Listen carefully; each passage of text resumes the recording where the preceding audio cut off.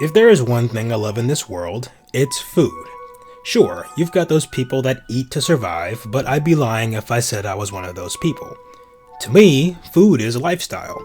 It's a calling, a piece of history in every bite, no matter how unsavory. Yes, you heard it from the dog's mouth, I'm a foodie. If you know me well, I revel in finding holes in the walls or going to places and trying everything on the menu at any opportunity I can. Nothing fills me with more happiness than a good meal, aside from good company and a good laugh. What you may not know is that I'm also quite fond of cooking. You teach a man to fish, he'll never go hungry. That's why it's important, in my mind, to fuel my culinary desires by not just eating, but understanding why I like the things that I eat. There is always a profound history in the foods that you eat. No matter if it's slop or a Michelin star experience, food comes from the beginnings of the everyman. We cooked to ensure that we could feed ourselves and others, and we added a bit of this and that to make it go down better. Nowadays, cooking is an art form that can't be understated. Many of us are able to find and enjoy foods that you can otherwise never have had if you didn't live in the area that it comes from. It's said when you like something, you get interested in it. You take your time and you may even make it a passion to work on that thing until you feel it's perfected. When I find a food I like, I tend to get real into how to make it authentically. Maybe I'll take a cut here, a hack there, but eventually I get to the point where it becomes my own. This, then, is the premise for what this video is all about. While playing the absolute hellscape of a game known as Lethal Company, one of my friends asked me about one food dish in particular, gumbo. My other friend had no clue what gumbo was, and so they inquired about it. One thing led to another, and I began to talk about what gumbo is and how to make it. While the basic idea is relatively simple, it's not exactly beginner-friendly either. While I was divulging my secrets, the thought came to me that typing out how to make gumbo is a lot to do, and I figured, hey, why not make a video and share it to the world? So, in that spirit, I'll share with you my personal gumbo recipe. From start to finish, we'll make it step by step. If you get lost, just watch along with the video and you should find your way. Real quick, let's talk about a bit of gumbo lore. Gumbo is rooted in Louisiana culinary lexicon as a stew of dark color and is usually made with either seafood or land food. While Cajun and Creole heritage has rightfully gripped the shit out of it, gumbo has its origins in West Africa. Gumbo translates to okra in some dialects from the area. This is in reference to the original use of okra in the stew to thicken it and give the gumbo its body. This stew was likely a mixture of the peoples that were brought from West Africa and their mixings into the culture of Louisiana. Cajun and Creole heritage brought the addition of a roux, and gumbo as a stew was born. Native Americans also added their own additions as cultures mingled with the addition of filet powder, which is ground up leaves of the sassafras tree. The okra, or filet powder, depending on the availability of either, is what gave gumbo its thickness, while the dark roux is what gave gumbo a pleasant smokiness and rich flavor. Add in your favorite proteins, some onion, bell pepper, and celery, and you've got yourself a stew that'll make anyone feel right at home. Nowadays, many cooks forego okra and they forego filet powder, sticking to just the roux as a thickener. Honestly, I couldn't tell you the last time I had okra in a gumbo, it's been a while. But the essence of gumbo was still a staple around Louisiana. Being a resident of the city of New Orleans, it's something that I look forward to for every holiday, though now, I'm the one making the stuff. So, with all that out of the way, we come to the cooking segment. I'll be turning to the real, actual, physical NoodleDog and showing you the ingredients and discussing our plan of action. So let's get into it. Alright, so starting off, there are 3 components to a gumbo that bring up the ingredient list: the soup stock, the roux, and the star ingredients. The soup stock dictates the flavor profile you'll be adding to the stew. The roux is for the body of the stew, as well as giving it that unique richness gumbo is known for. Finally, your star ingredients are what will add the actual flavor notes that will accentuate your soup stock and bring the gumbo all together. Let's start with the stock first. If you're not interested in making a stock, you can either buy store-bought stock of your choice, I'd say chicken or seafood, or you can use a bouillon of some kind, maybe a paste, a powder, or cubes. I would be careful with these as the salt content can be very high. If you're using store-bought stock, go for unsalted stock. It will ensure you don't over-season the gumbo as your ingredients are added. I won't be seasoning my stock for similar purposes, and I'll have a bouillon paste for later addition, just in case I need a boost in flavor. Sound good? Cool. Now, when making a stock, you'll need a couple of things: bones or shells from whatever creature you'll be sacrificing to the flavor gods, vegetables, and aromatics. I'll be making a chicken stock for my chicken and sausage gumbo, as I cannot eat shellfish. Just follow similar steps for the shellfish of your choice and you should be all set. If you're using chicken, it is best to buy either a whole chicken or chicken parts and cook them in an oven with salt and pepper as a seasoning at the bare minimum. If you're like me, you can also just go to the store and buy a whole roast chicken and save yourself the time. However you get your cooked chicken, get it done and let your chicken cool off. Once cool, make sure you wash your hands and begin to separate the meat from the bones. You're going to want to shred the chicken, as I've found bigger chunks of meat tend to dry out and lose moisture when cooked. You could circumvent this potentially with dark meat, but I digress. Set the meat into a separate bowl and set it aside. This is the chicken you'll be using for later.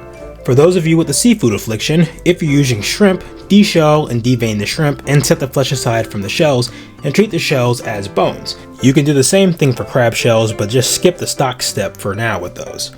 Next, grab your vegetables and aromatics. For chicken stock, my go-to is 2 onions washed and roughly chopped, 2 to 3 carrots similarly treated, a head of garlic cut in half, green onion washed and tossed in, and 1 to 2 leeks. Keep in mind, leeks are often very dirty and need to be thoroughly washed before you roughly chop and toss them into the pot. You'll add your chicken bones or shells into the pot and cover this all with water. Once this is done, if you can find it, add 2 or 3 bay leaves, fresh or dried. It doesn't really matter. Another optional treat are chilies. I have 3 Fresno peppers, though I'll stick to 2 and see how they spice things up. You can use a jalapeno, serrano, or anything of decent spice level. You don't want to burn your tongue off. Once this is all set in place, turn on your stovetop and set the heat to high. When the stock has just begun to bubble, reduce the heat to low and cover with a lid halfway. Let this all simmer from anywhere to an hour to ideally at least 3 hours or more. You can indeed do longer, though it's not really necessary. I'll be going for around 4 to 5 hours, checking every now and again to make sure the stock is not feverishly boiling and the water level is not too low. After you've definitely made sure everyone in your area knows what the rock is cooking, set your stock pot to the side and let it cool slowly. Oh shit. You'll want to strain everything out and put the spent vegetables and bones into the trash.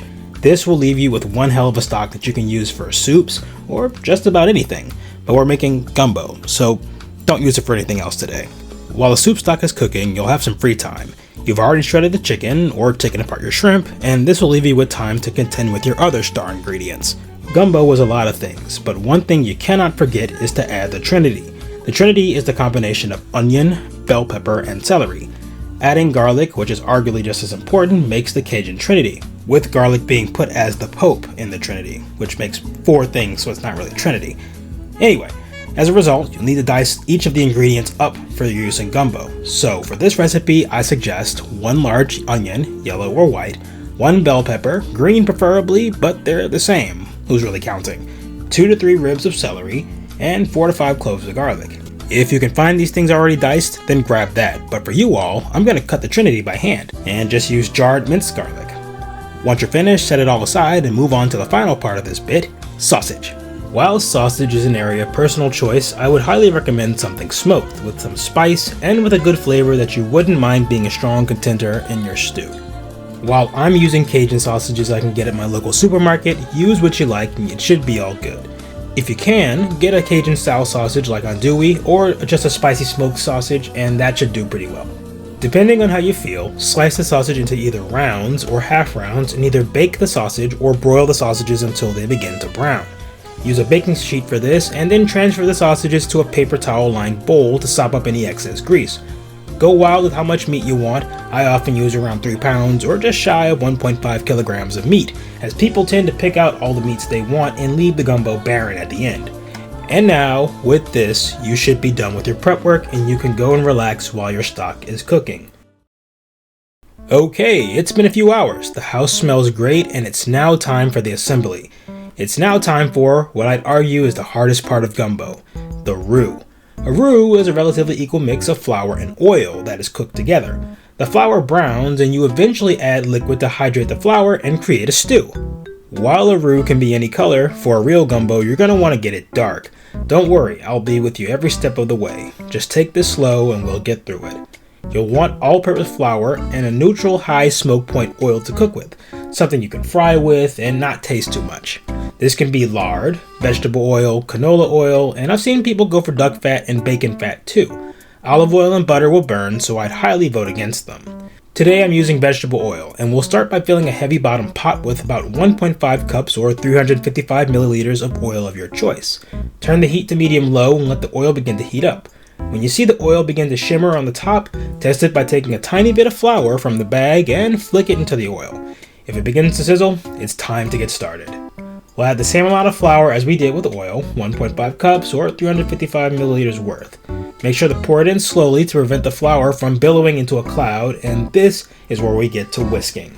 Take a whisk that is very heat resistant and begin to whisk away at the oil and flour mixture. The texture you're looking for is a smooth paste at the bottom of your pot.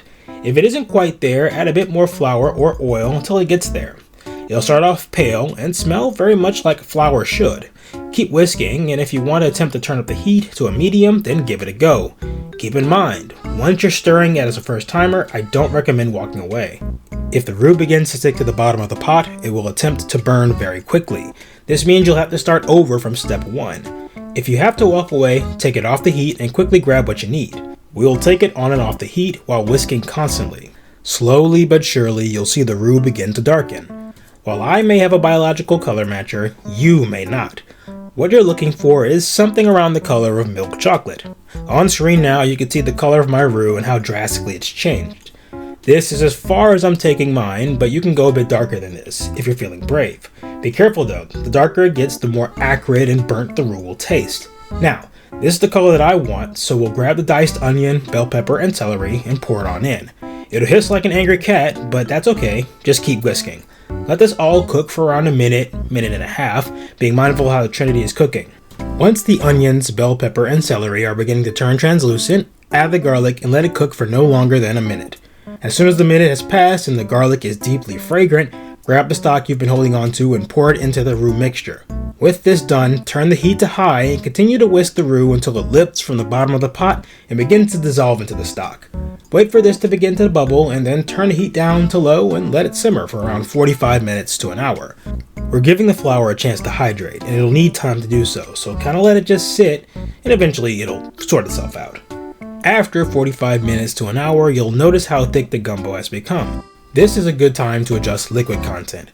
If it's too thick, add liquid a cup or so at a time. You're looking for it to still coat the back of a spoon. Give it a taste too. You'll want to be able to feel the gumbo sticking to your tongue a bit, like a stew should.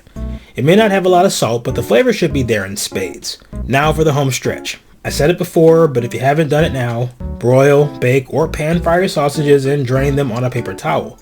Make sure they're as dry as you can get them before you toss them into the stew. This will impart a lot of flavor and a lot of grease. Let this cook in the stew for around 20 minutes. You'll see the sausage grease begin to accumulate on a layer on top. Make sure to skim a good majority of this layer off with a spoon and pour it off into a separate cup. You don't have to do all of it, just enough to where it doesn't, make you horribly ill. If you're using crabs, add them at this point and they will fortify the flavor of your gumbo too. Taste as you go at this point because we're at the final crossroads. Add your chicken, or at this junction, the shrimp, and stir them in. The heat should poach them nicely and prevent them from being too tough. Once it's done, it's time for the seasonings. Gumbo likes a lot of black pepper, so add it to your taste and don't be afraid to go a bit heavy-handed. Start off by the tablespoon until it feels adequately peppery. Next, we're moving to salt. We can go two ways with this. You can either use your salt of choice or you can use a Cajun seasoning, if you can find it. I'm using Tony Chachere's seasoning, which is pretty cheap and is found all over the States. I would personally recommend using both. Salt has a certain flavor that Tony Chachere and other Cajun seasonings just can't get there by itself. Can't find any Cajun spice? Don't worry about it. Combine salt, garlic powder, black pepper, chili powder, and a bit of onion powder and sprinkle all that into the gumbo. If you want more heat, add cayenne pepper, or wait until the end to add hot sauce for a vinegary bite. Finally, I add garlic powder to the gumbo to intensify the garlic taste that is usually mellowed out by the stewing process.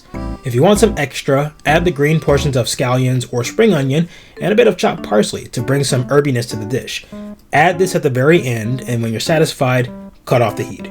Your hard work, after all this time, should be a gumbo you can call your own. We made it over the finish line, and now there's nothing left for you to do but to give it a taste. While the gumbo is on its last leg, prepare rice how you prepare it. I'm using a rice cooker and I'm going with jasmine rice today, but any long grain rice is fine.